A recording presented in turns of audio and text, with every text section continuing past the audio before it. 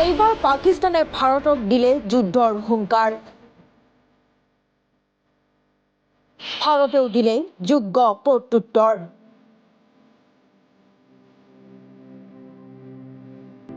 ভাৰতৰ প্ৰচণ্ড সামৰিক শক্তিত কঁপি উঠিল ইছলামাবাদ।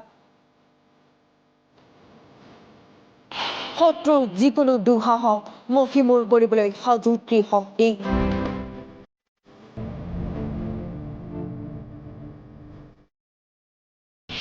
সিন্ধু জলচুক্তিক লৈ পাকিস্তানত হাহাকাৰ।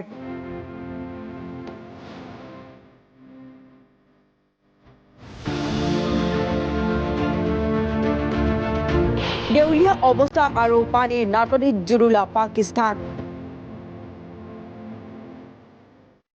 তথাপিও পাকিস্তানৰ যুদ্ধ। সাম্প্ৰতিক সময়ত দক্ষিণ এছিয়াৰ ভূ ৰাজনীতিত এক তীব্ৰ উত্তেজনাময় পৰিৱেশৰ সৃষ্টি হোৱা দেখা গৈছে।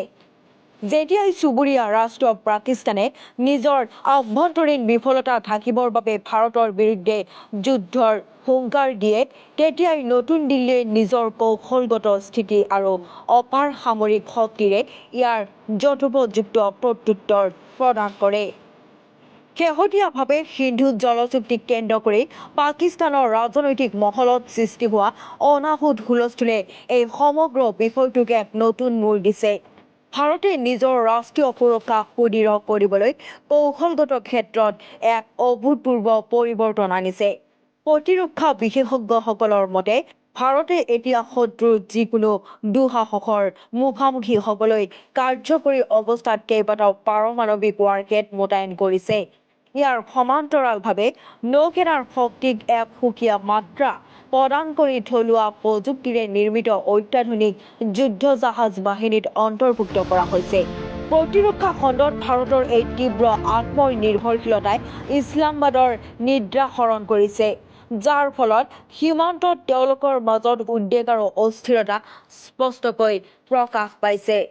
আনহাতে পাকিস্তানৰ বৰ্তমানৰ অৱস্থা অত্যন্ত শোচনীয়।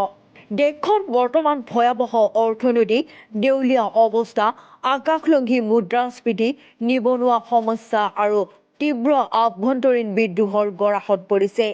নিজৰ ভূখণ্ডতে গঢ়ি উঠা সন্ত্ৰাসবাদৰ বিষবৃক্ষই এতিয়া দেশখনক ভিতৰৰ পৰা সম্পূৰ্ণৰূপে কোঙা কৰি পেলাইছে।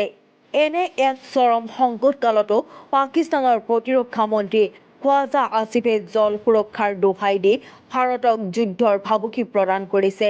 যিখন দেশত খাবলৈ অন্ন আৰু চলিবলৈ ধন নাই, সেইখন দেশে বিশ্বৰ অন্যতম শক্তিশালী সামৰিক বাহিনী থকা ভাৰতৰ বিৰুদ্ধে যুদ্ধৰ কথা কোৱাটো কেৱল এক আৱেগিক প্ৰচাৰৰ বাহিৰে একো নহয়। এই সমগ্ৰ বিতৰ্ক সাঙুৰ খাই আছে সিন্ধু জলসন্ধিৰ সৈতে। পাকিস্তানৰ কৃষি ব্যৱস্থা আৰু সমগ্ৰ অৰ্থনীতি মূলতঃ নদীৰ পানীৰ ওপৰত নিৰ্ভৰশীল।